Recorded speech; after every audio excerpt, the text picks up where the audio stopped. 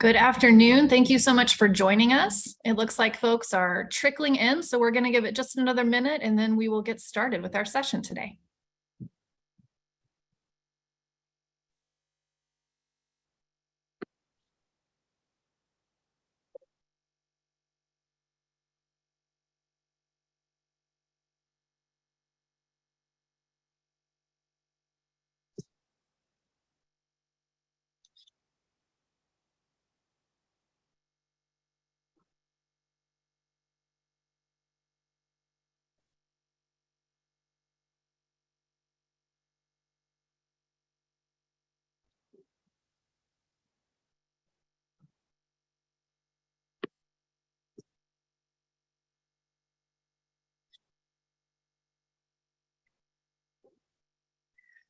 Good afternoon. Thank you so much for joining us for today's webinar, Supporting Infants, Toddlers, and Families Experiencing Homelessness. I'm going to go ahead and get us started. I know there are folks still probably trickling in, and we appreciate that.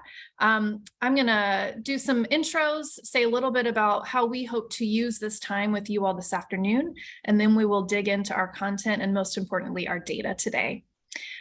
For those of you who aren't familiar with SchoolHouse Connection, we are a national nonprofit advocacy organization, and we're committed to overcoming homelessness through education. We're very intentional about that mission, and you'll hear more about that in just a few minutes from our executive director, Barbara Duffield.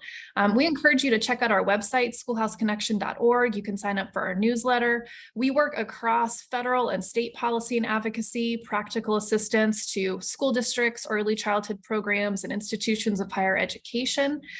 We always say the jewel in our crown is our network of young scholars who have experienced homelessness and who receive support through SchoolHouse to pursue their post-secondary education.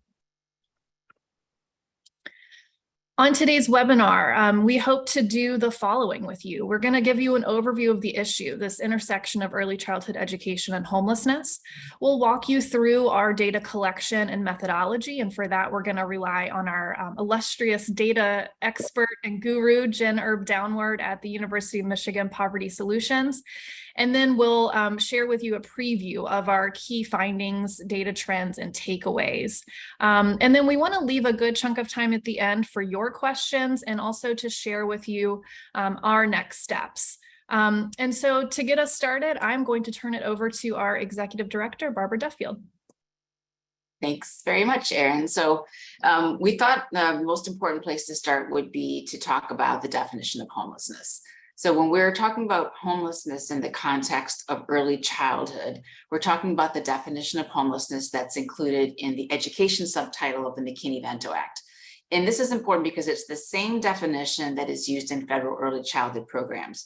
Head Start, Early Head Start, Child Care, IDA Part B and Part C. It's also a definition of homelessness that is used in school nutrition meals, so school nutrition programs. So it's a broader definition of homelessness than one might typically think of. And when we talk about the data, we talk about the implications, it's important to be grounded in that. So just by way, and this may very well be reviewed for many of you, but I'll just start.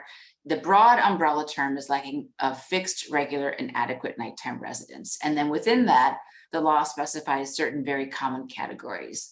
The first is sharing the housing of others due to loss of housing, economic hardship, or similar reasons. This is sometimes called couch surfing or doubled up, but as you can see in the legislation, it's due to loss of housing, economic hardship, or similar reasons. And what we see certainly in the K-12 setting and for early 2 is this is really the majority of families with children who are experiencing homelessness. The second major category, living in motels, hotels, trailer parks, or camping grounds due to lack of adequate alternative accommodations. With the pandemic, we saw more people in the first category, some more people in the second category. And then the last 2 categories that are included in the definition, living in emergency or transitional shelters, much more typically thought of when we hear the word homeless, we think of families would be in those situations. That, of course, went down during the pandemic because shelters closed or limited capacity due to social distancing. And then the final category, cars, parks, abandoned buildings, substandard housing, bus or train stations, or similar situations. So those are also kind of more commonly understood to be homelessness, but all of it is homelessness from the early childhood lens and specifically from those specific federal statutes. We really want to focus on, in the next slide, this experience of staying with other people. This is the most hidden form and the most common form of homelessness, and it's very often misunderstood. I mean, the reality is there are not shelters in every community. Many shelters, if they do exist, may be full. They may have rules or restrictions. Families may not be eligible for them. There's also a tremendous amount of fear from families who don't have safe, stable housing about seeking shelter or about being visible in unsheltered situations, the fear of having their children removed from their custody. So for all of those reasons, the staying with other people category is the largest, the most challenging to identify. And it's important also to understand the vulnerability that goes along with this. This is sometimes seen as like at risk of or a lesser form of homelessness, but the situation of staying with other people puts families, infants, and toddlers in very harmful situations that may contribute to developmental delays. So for example, young children who are kept in car seats, who aren't exploring their environments because they're kept in those confined spaces, who are shushed and told not to make noise so the mom won't get the parents are afraid of getting kicked out, for example, having lots of strangers coming in and out, basically lots of restrictions, and it creates a barrier for early childhood programs as well. For example, home visiting programs, if that's happening in this very stressful situation where a parent never knows from one day to the next whether they can stay there. And for the parents as well, sometimes these are situations where they are being preyed upon or trading sex in order for having a place to stay. So again, it's really important to understand this piece of the homelessness definition because it'll be important for identification strategies moving forward. And we also want to touch just a bit on unaccompanied youth because there's a big overlap between youth homelessness and family homelessness in terms of our youth and young adult who are pregnant or parenting. So we have the same definition of homelessness. Unaccompanied means they're not in the physical custody of a parent or guardian. These are young people who share a lot of similarities with youth who are in the foster care system in terms of fleeing abuse or neglect or conflict at home. And again, a significant overlap in terms of pregnancy being a reason for being an unaccompanied youth who's experiencing homelessness. The next slide, the next couple slides, we want to look at what do we know so far? Like what before we embarked upon this project with PCI and with Poverty Solutions, what did we know about the prevalence of early childhood homelessness?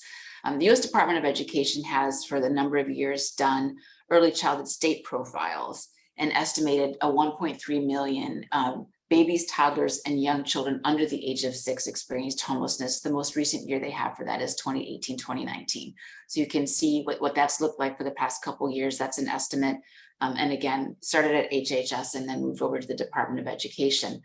But also when we look at the youth and young adult population, we know from Chapin Hall at the University of Chicago that 44% of young women age 18 to 25, 18% of young men who are experiencing homelessness either were current or expected parents to over 1.1 million young children. So this overlap is significant. And in fact, being pregnant or parenting is actually the second greatest risk factor associated with young adult homelessness and something that we need to be attuned to.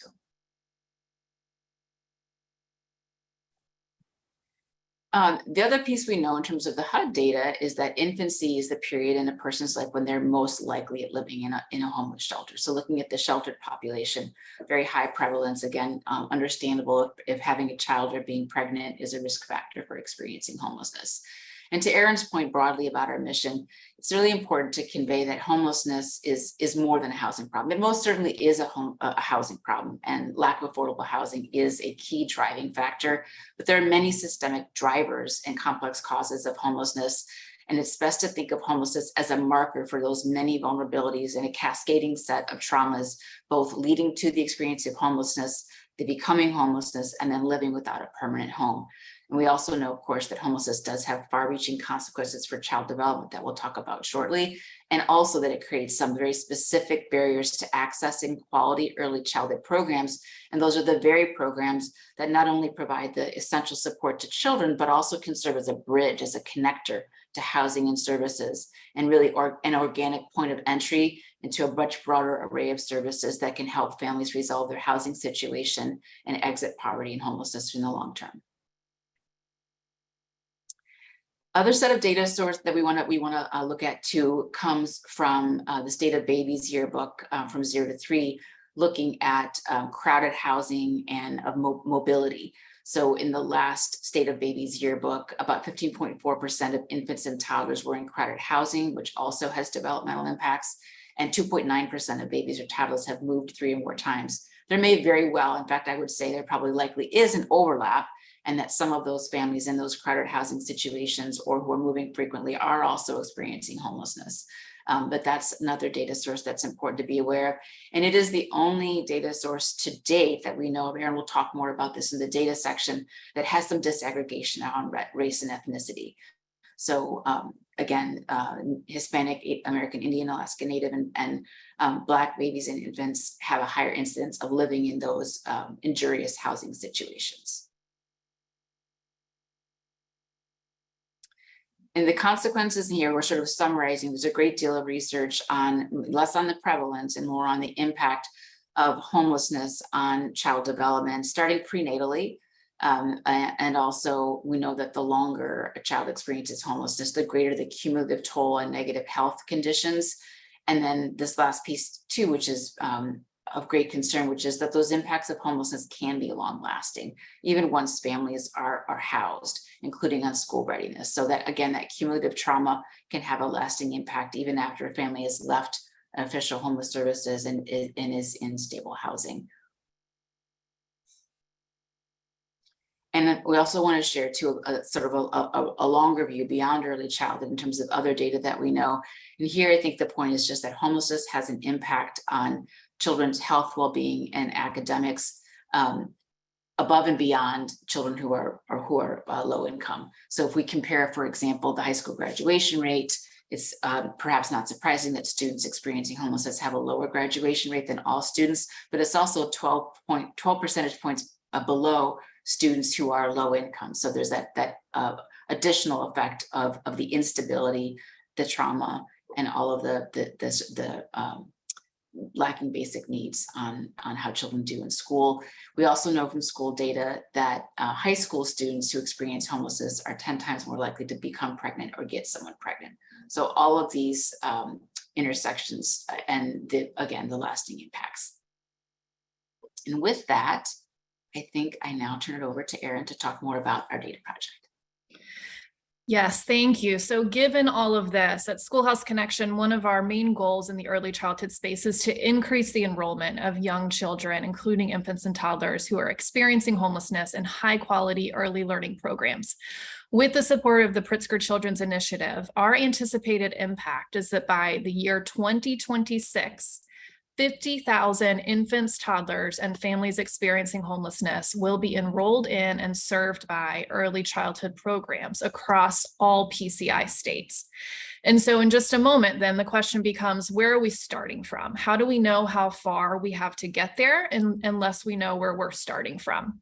And just to sort of recap what SchoolHouse Connection is doing in partnership with Pritzker Children's Initiative, this data dashboard piece is the first phase of a 3-pronged approach that we're taking through next March of 2023. The second phase will be to do some more strategic work with a handful of states to take this data and to say, here's what it looks like in your particular state. How can we start to set some actionable incremental goals for building on the baseline data that we have available? And then the third piece to layer over that will be to then work with a select group of communities within those states to provide some practical assistance and to help support those on the ground working directly with families who are experiencing homelessness so that they can help increase that enrollment rate. I'm going to turn it over now to our colleague, Jen Erb-Downward from Poverty Solutions at the University of Michigan, and she's going to talk a little bit about our methodology for getting this baseline data. Jen, go ahead. Thanks so much, Aaron. So as Aaron and Barbara both mentioned, one of the biggest challenges that we face is that there is no exact known number of how many children who are very young experience homelessness.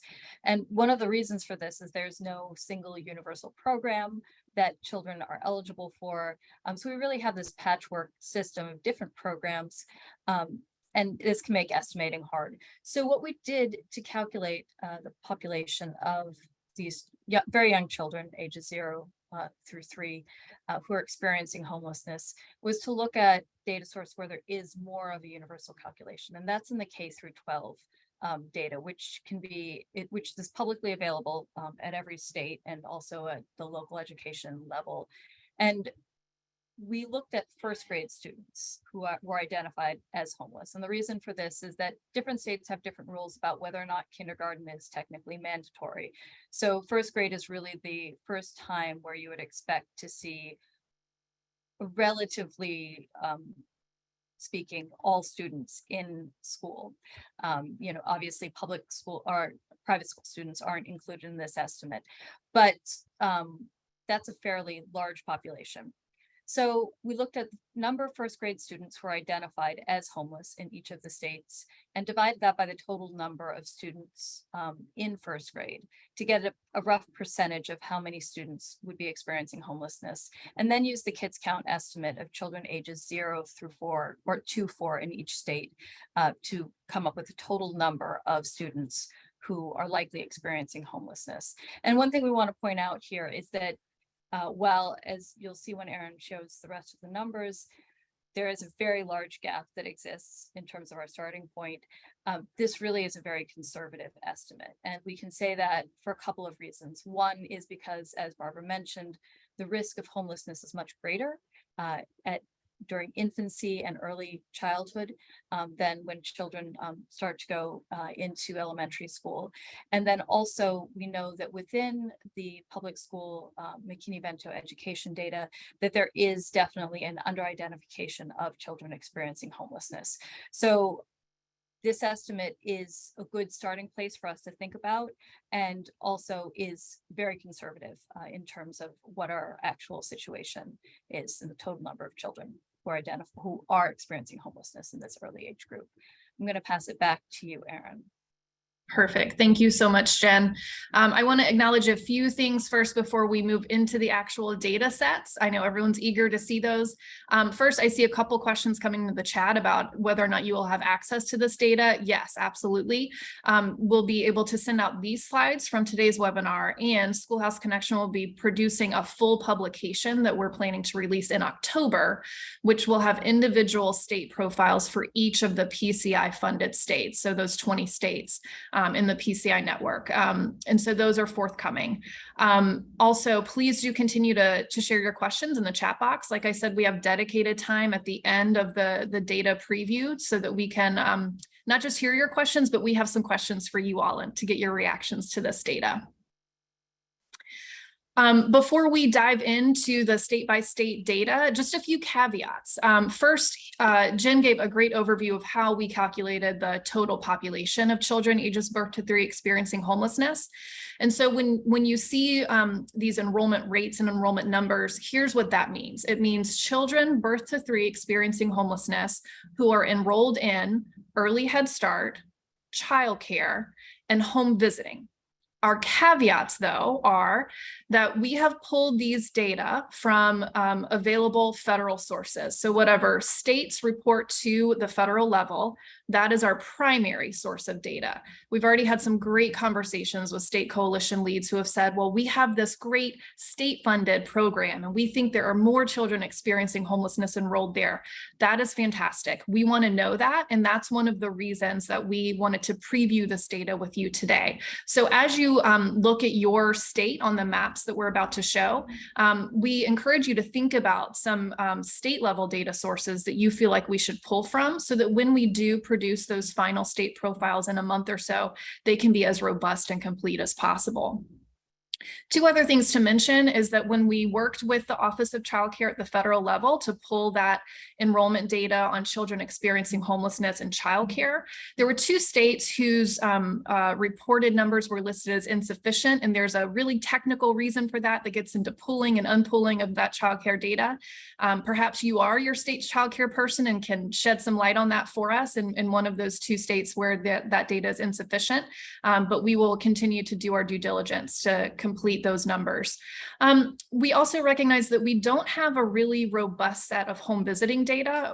We were able to work with parents as teachers. They were so kind to give us not just their aggregate enrollment of children and families who indicated housing instability, but broken down by age, race, and ethnicity. We know that there are many more home visiting models out there. And if you are able to shed some light on some data sources for that, we would be very open to that. And then early intervention. We suspect that there are some additional children experiencing homelessness who are likely identified, hopefully identified by your early intervention programs. And so that's a source of data that we're still looking to tap into. So with those caveats, I want to share with you what our data trends are showing. And I notice there are some folks on the phone. I will do my best to read these numbers and to give some pauses, but again, these slides will be shared after the webinar. Across all 20 PCI funded states, we found there are approximately 351,630 infants and toddlers experiencing homelessness. Of those, about 22,778, or about 6.5%, are currently identified by and enrolled in an early childhood program. And again, that would be enrolled in early Head Start, childcare, or home visiting. What this means is that there are approximately 328,851 infants and toddlers experiencing homelessness who have not been identified by and or enrolled in an early childhood program. In the next couple of slides, we're going to break down that data even further, but I wanted to give you an overview of what we found across all PCI states. And so here is our state-by-state breakdown. And I'm going to pause here because I know everyone immediately wants to know, what does this look like in my state? So I'm going to pause. I'm going to ask everyone to be comfortable in an uncomfortable silence while I give folks on their computer on this webinar a moment to take this all in. And like I said, as you are digesting this, we welcome you to submit your questions in the Q&A box or in the chat box. But I'm going to pause right here.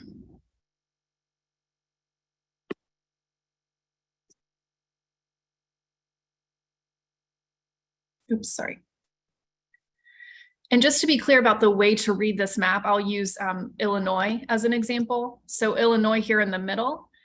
What this is saying is Illinois has a population of children ages birth to 3 experiencing homelessness of 17,897. On this childcare slide, there are 360 of those children enrolled in childcare.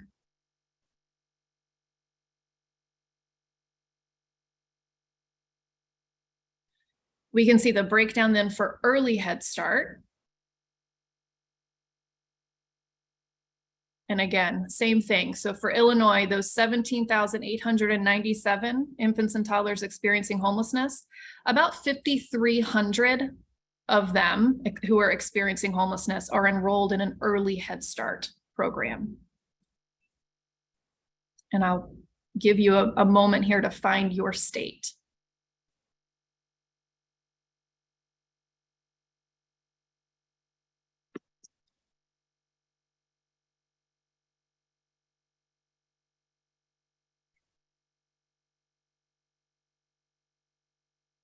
The last one I'll show, apologies, my computer.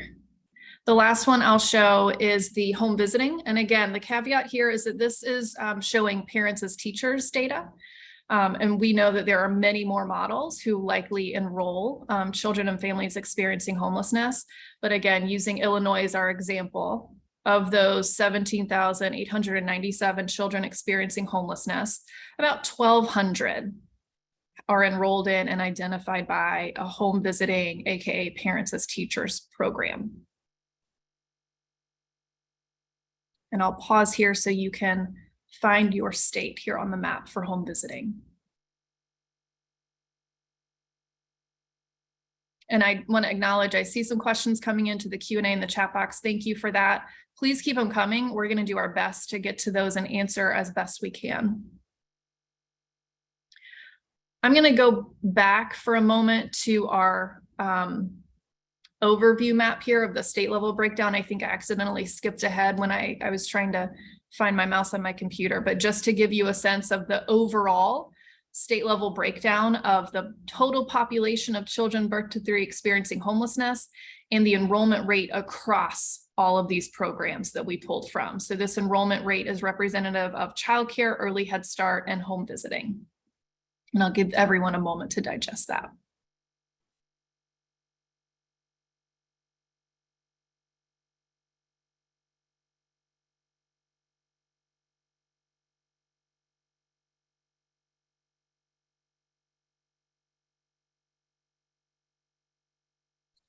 One question I see already in the Q&A box is if there is a county or regional level breakdown of this data. That is a wonderful question. The short answer right now is no, not yet. We have exhausted, I think, most of our national and federal level data sources. That piece, the county by county breakdown, is feedback we've heard would be really important for many reasons. One, because as you all know, early childhood programs are often heavily funded at the county level. And so that would be important information to have. And number two, it could help target efforts to support early childhood programs in particular communities and areas within your states. That is something we have our sights set on as we enter our next phase of work with our handful of states to set some goals. We've talked with one state about overlaying some of that county by county data so that instead of just the state number, there is then that county level breakdown. So I'm hopeful that we can get there. It will take a little bit of time and a little bit of your help, but I'm hopeful we can get there. I want to go then and fast forward us back to some of our key takeaways that we've discovered as we've uncovered this data and collected and compiled it. Number one is that infants, toddlers, and families experiencing homelessness, according to this data, are significantly under-enrolled in early childhood programs. And thinking back to what Barbara shared, what we all know about not just the importance of high-quality early learning in those infant and toddler years, but the long-term consequences of homelessness, it then becomes even more important to ensure that families with young children have access to these programs and that programs can close the loop with access to other services, including housing, but all those other wraparound services that we know are important. It's our early childhood programs that are often the key to unlocking so many other things for our families. We also know that some infants, toddlers, and families experiencing homelessness may be enrolled in, but not identified by early childhood programs. This comes across to me, particularly in the childcare space. I think there is a lot of under-identification, and there are many reasons for that, but there is an opportunity to help providers, help folks at the state level understand the definition of homelessness, that it does include doubled up, and that there are really effective ways and strategies to talk with families during the intake and the interview process to better understand their living situation and whether or not they are experiencing homelessness. The reason this identification is so important is because if a child is enrolled in your program, but they are not identified as experiencing homelessness, but they are, that means their family is not receiving additional supports that, again, could unlock their access to housing, to other really critical supports in those early years and for the whole family. So that's one step of this work, is to identify families and infants and toddlers who are already enrolled in our programs, but may not have identified as experiencing homelessness. The last thing, which I'm sure feels obvious to a lot of us, is that more data and better reporting mechanisms are needed in order to get a clearer picture of the need and to inform policy and practice. So within each of these programs, each of these sectors, there is a different reporting method. There's a lack of clarity around definitions of homelessness that leads to under-identification and under-reporting. And we've also found that there's just a lack of transparency, I think, at some levels about the data that's being collected and what it means. And so we feel like there's definitely some room for improvement there at multiple levels. I'm going to check our Q&A and chat boxes. And then we have some questions for you and encourage you to continue entering your questions and comments here. I'm seeing some folks honing in on your particular state and noticing the population number versus the enrollment percentages. I got a question here about what is Illinois doing that other states might emulate? And I'm going to go back to our map here to tell you why that's an important question. Illinois, you can see in the middle here, they have a pretty healthy population, 17,897 children experiencing homelessness, 32% enrollment rate. And remember, that's a fairly conservative estimate. So there are likely more that are being served that are not reflected in this data. And that's one of the questions that we're going to hopefully answer in our full publication, which will be released and made available in October, is taking some of these states like Illinois and asking that question. What are you doing that's working so well? What would you recommend other states do?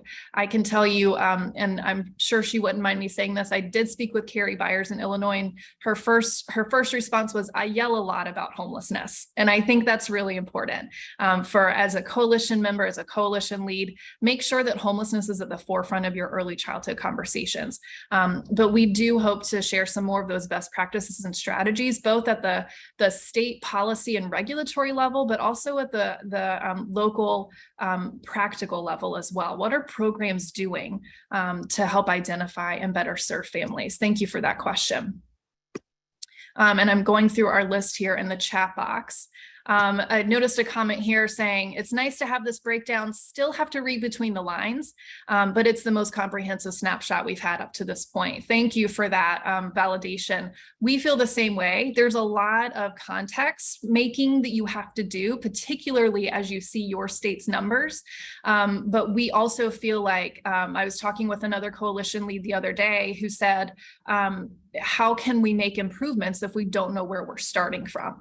And so that's why one of our takeaways is that we do need more data, but we feel like this is the most comprehensive snapshot of this that we've had to date, and especially for this birth to 3 population. Let me go back to our list here. Thank you so much for your questions and comments. Yeah, some comments about under identification and Part C programs. Absolutely. Wonder if there's any overlap with states that are leading community systems development initiatives versus states that may not be. I think that's a really great thing to think about. We'd love to dig into that some more.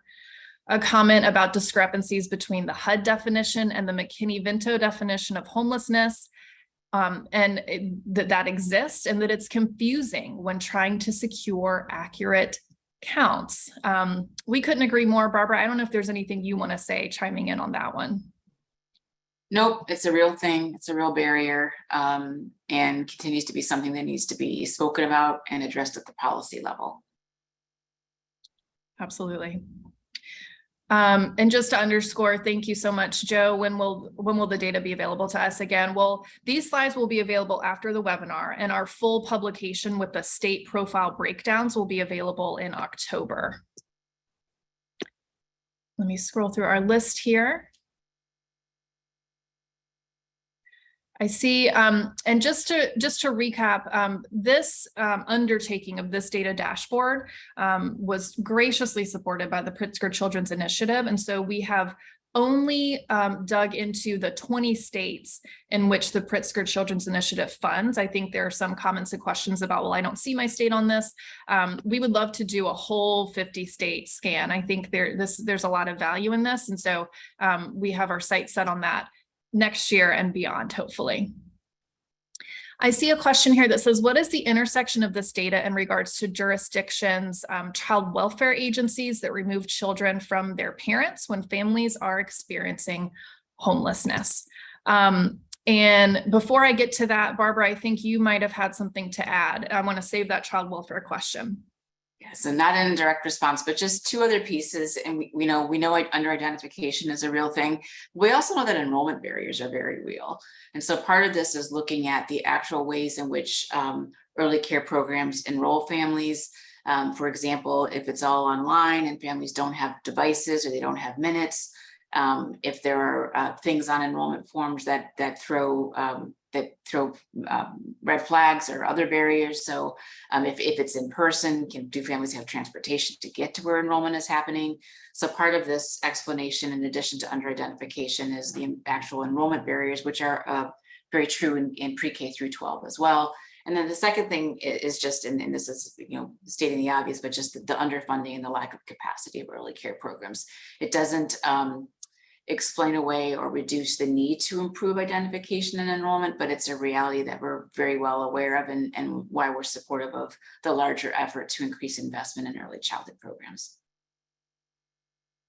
Well said, thank you. I want to go back then to this question about the intersection of child welfare agencies and removal of children from their parents when families are experiencing homelessness. I think the first thing to say is that homelessness is not abuse and neglect.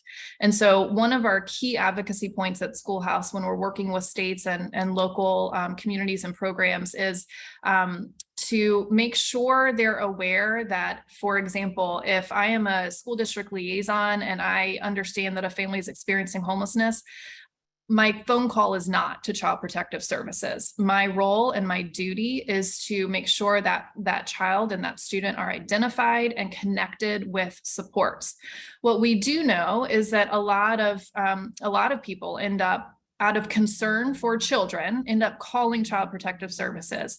And I'm going to have Jen on standby here because she's the one who actually helped clue us into some of this additional level of child welfare data. In talking with two states in particular, this was of great interest to them, namely to make sure that when a family is referred to Child Protective Services because they are experiencing homelessness, we want to, as long as an investigation finds that there is no abuse and neglect, we want to be able to reroute that family and refer them to an early childhood program so that they can have access to services.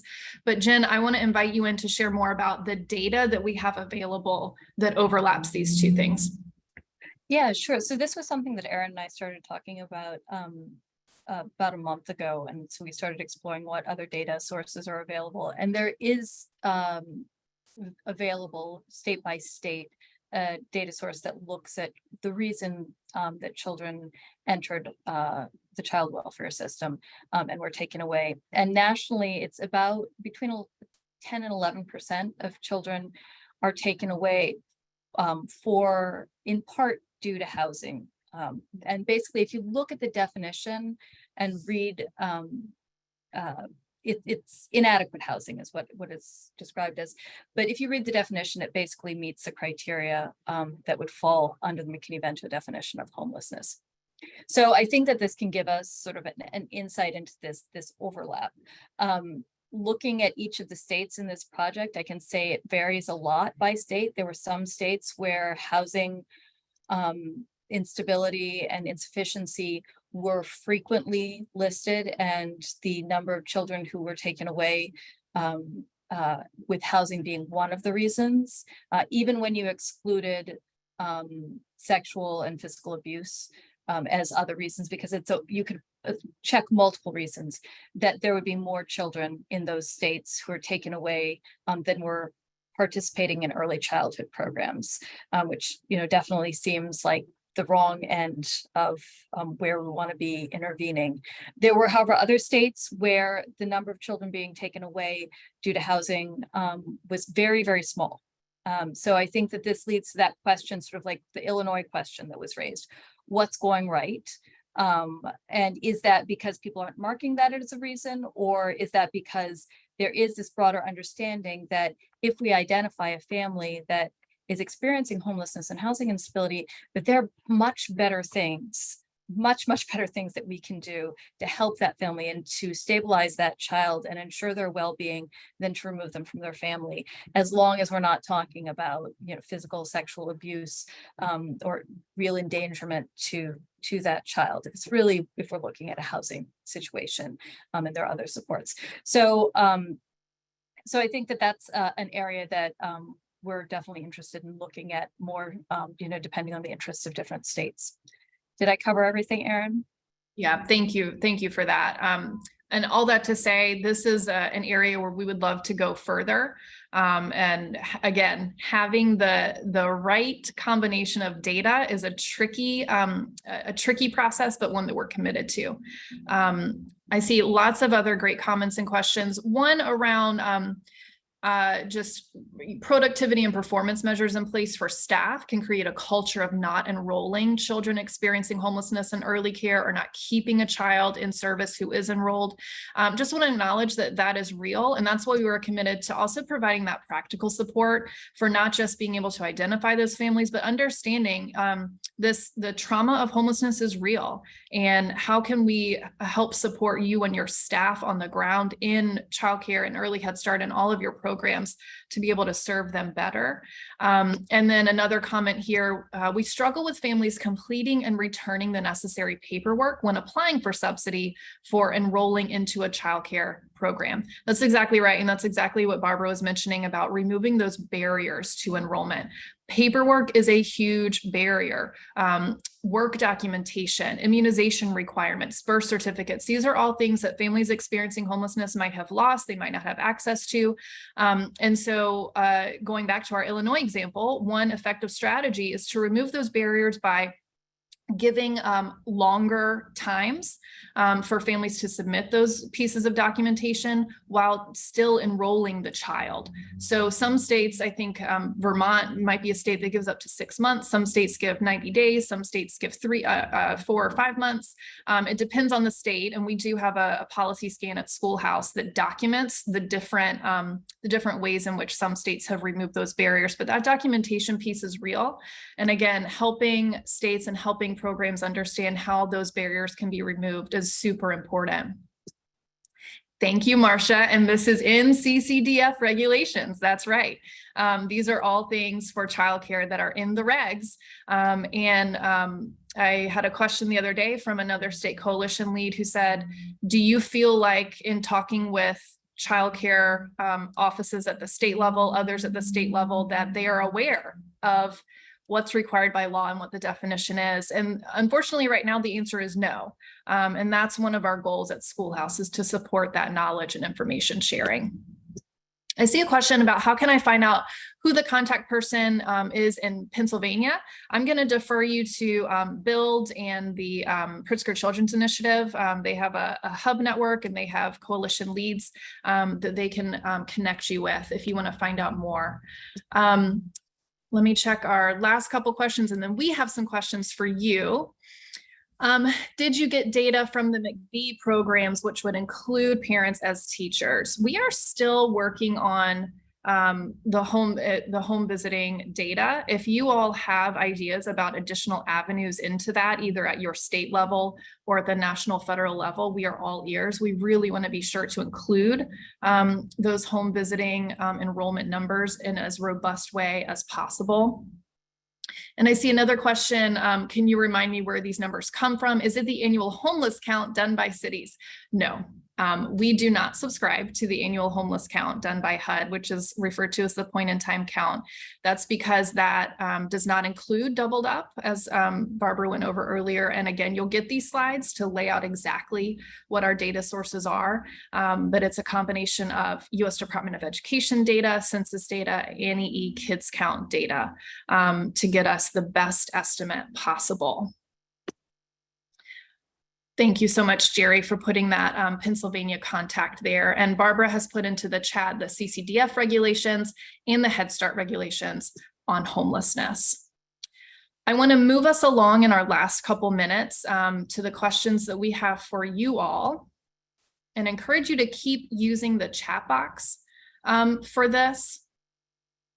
I've seen some of your reactions already, but we want to know what surprised you about this data and what needs further explanation or clarification. And again, I've seen some of those ideas already. Definitely a call for more home visiting data. We would love to tap into some early intervention data. Notice the observation in places where there is a high population but low enrollment, or places where there is high population, high enrollment. What are they doing well, and what can be replicated? Thank you. I'm seeing state leads for McV would, for home visiting, would have their data of families enrolled in home visiting and experiencing homelessness. That's great to know. We will continue working on getting that data source. And along those same lines, we want to know, importantly, are there additional sources of data about infants, toddlers, and families experiencing homelessness in your state that we should incorporate? Because again, when we release these full profiles in about a month or so, we want to be able to say, this is reflective not just of the data we were able to pull that's reported to the federal level, but for example, I was on a call with a state coalition lead the other day who said, we have this great program that's funded through the state that likely enrolls more children in home visiting who are experiencing homelessness that you should include. Those state level pieces of data are going to be super important for us, again, to really round out your state profile. And so if you have additional places for us to look, additional sources, we want to know, and we'll put up our email addresses at the end so you can reach out to us directly. What we'd really love to hear about is how you envision using this data. How will this help your existing efforts? What has this shown a light on in terms of directionality and strategy in your state with regard to serving infants, toddlers, and families experiencing homelessness? And again, you can put any of your ideas in the chat. We welcome additional questions if you have them, but we really want to know how you envision using this data. We certainly have our own ideas and our own goals in mind, but we definitely want to be able to support your efforts. I see someone shared in Illinois, there are publicly funded home visiting options that can be tracked similarly to publicly funded preschool through the Illinois State Board of Education and IDHS. It still doesn't capture all of home visiting, but a big slice. Folks at the Illinois Early Childhood Asset Map could help you gather the data for the whole state. Thank you. That is exactly the data source I was referring to when I was talking with a state coalition lead the other day on that home visiting piece. I see access home nurse visiting or maternal health, WIC, etc. I see a comment about surprising data for me, the sheer numbers of homeless children and that children living with relatives may be considered homeless. This information enables me to better understand the seriousness of this issue and how it impacts development and learning of our youngest children. Absolutely, 1000%. And we were hoping that folks would see that at the very least today. See a comment, great data, would love data for community level in order to impact system of care. You are not alone in that call for community level and county level data. We have been hearing a lot of that. Yep, thank you, Christina, about the North Carolina percentage of children identified and enrolled. We'll look into that for the parents as teachers piece for sure. Sharing with leadership, that's excellent to hear. I see some questions coming in. Yeah, wanting some further clarification in North Carolina in particular about sources for the data and the North Carolina lack of data. Yeah, North Carolina was one of those states that the Office of Child Care told us for child care data in particular, there was an insufficient sample. And the technical reason has to do with the pooling and unpooling of data as it's reported from either multiple funding streams or just child care subsidy. And so I'm happy to talk more offline about that, particularly if you have that data readily available that we can plug into our map through your state Office of Child Care. Yep, this is great. Yeah, we're going to put our email addresses up in just a moment. So feel free to reach out to us if you have additional questions or thoughts that are specific to your state. These are the conversations that we really want to get into. I see a comment, we may adjust how we are capturing and identifying young children experiencing homelessness to better connect to services. Would love to hear more about that. Great. Yep. I would love to share about the data that was used for particular state level data for sure. Let me check our questions box here. Yeah, thank you, Edna, for your question. That is the perfect segue into our next steps. We are not done with these data dashboards. And so through March of 2023, our next steps are first to publish this data again, with any additional state level sources that you can share with us in October. And we'll have a breakdown of each state's data with a profile page and some surrounding best practices and strategies that can help increase these enrollment numbers. The next phase of our data dashboards that we've committed to by December is to also do a breakdown of this data by race and ethnicity. We have some of that already through our childcare data and through our home visiting data, but we need more. And so that's something, again, if you have that already at your state level in your state office, then we would welcome those data sources. But that is a whole other conversation that warrants and merits its own publication and its own time to really break down race and ethnicity. Our next phase will be then to work with a small group of PCI funded states to begin setting specific goals for increasing enrollment in those states. And we've already had some great conversations with a few states about directionality and where they feel like there is some opportunity and momentum. And then lastly, within those states that we're going to be working with, we'll identify a few communities to really dig deep and provide some practical assistance. So back to what Barbara was talking about with all the barriers that we know for enrollment, it could be as simple as, have you looked at your enrollment forms and removed the word homeless?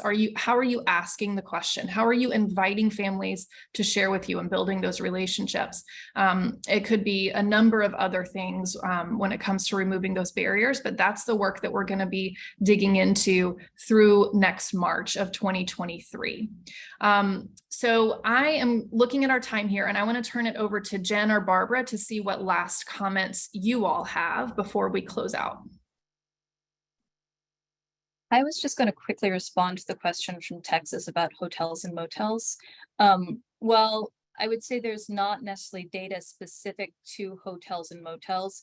If as a state you wanted to try to estimate how many young infants and toddlers might be homeless in a hotel motel situation, you could try to take the percent in the state level data. You can look at the percent of students who are homeless living in hotel motel data.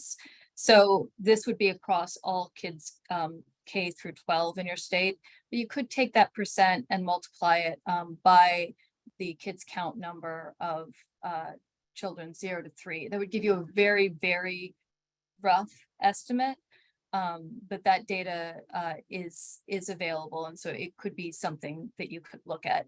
The other thing that you could potentially do if you already have a team working to visit all the families in hotel motels would just be to start making sure that they're tracking and identifying all of the younger kids. I know in terms of their schools, they're supposed to identify and work with those who are, in the K through 12 or pre-K through 12 system. But that's a great opportunity to be thinking about how you could connect systems and collaborate together. And I don't know, Barbara and Aaron, if you wanted to mention, but I know you have a referral system that already is underway. So I'll stop there. Aaron, I'll let you pick that up. Then I have something else to add, but that's a direct one for you. Yeah, so thank you, Jen. Jen has such great ideas and helps us really think deeply about how to use data that is available to get us what we need. The piece that she mentioned about a referral app, one thing at SchoolHouse, we work, a large part of our work is with K-12 school district liaisons. And we get asked a lot, what do I do when my third grader comes in to enroll and mom has the 3-year-old with them? K-12 liaisons are mandated by federal law to identify and refer those younger siblings to early childhood programs. But as you all, I'm sure, are well aware, connections between early childhood and K-12 systems just don't exist like we would want them to. So we developed this referral app that allows a K-12 homeless education liaison to enter the information of a child who is not yet school age. And the app does the work behind the scenes of connecting that referral with the appropriate early childhood program. It was developed and designed initially to prioritize referral to Head Start and Early Head Start. We are now beginning to expand in Washington State in particular to all childcare programs. So that because we have been hearing more and more lately that Head Start doesn't have slots, there's a waiting list. And we don't want that child to go another day without having access to high quality early learning. That is it's still in the pilot phase, and you can always reach out to me with more questions if that's something you're interested in. And I'm going to turn it over to Barbara now. Just two quick things I was thinking about. The challenges of identifying families who are both mobile and who are not staying in obvious situations like shelters or motels. And we have a webinar, I think it's a Thursday, Aaron, the identification webinar. Yeah, so it is K-12 focused because again, there's a specific requirement in federal law for K-12 systems to identify children, but we often find that some of those techniques for identification can be adapted in the early care setting. So if that's of interest. And then I was thinking too about the comment about families staying with relatives, and just to note that a lot of times the families who are staying with other people, sometimes it's people they know, but sometimes it's not people they know. So, just keeping in mind that it can be, start off with staying with the relative, and that sometimes it being someone and someone else who let you stay there. So just there's a lot of precariousness in that situation, and there's a stereotype we hear in the K-12 system, like, oh, they're staying with grandma and therefore they can't be homeless, but it looks very different depending on each family's situation. So just to sort of emphasize that variability within the doubled up situations. Thank you for that, Barbara. I'm going to end with our contact information. You can see mine and Barbara's email addresses here. If you do have specific data questions or ideas, we will be sure to get those to Jen as well and to loop her into that. We wanted to shield her from all the questions, but she is our partner in crime on this for sure. And I want to thank you all for this really robust conversation today. We are so grateful for this opportunity from the Pritzker Children's Initiative, and grateful for their prioritization of this issue of infant, toddler, and family homelessness. And we are excited about the work to come. We're excited to be learning alongside you. So thank you all for the work you're doing. Thank you to the Build Initiative for helping organize this webinar today. And I'm sure we will see each other on email or on another webinar again very, very soon. Thanks so much, you all. Have a great day.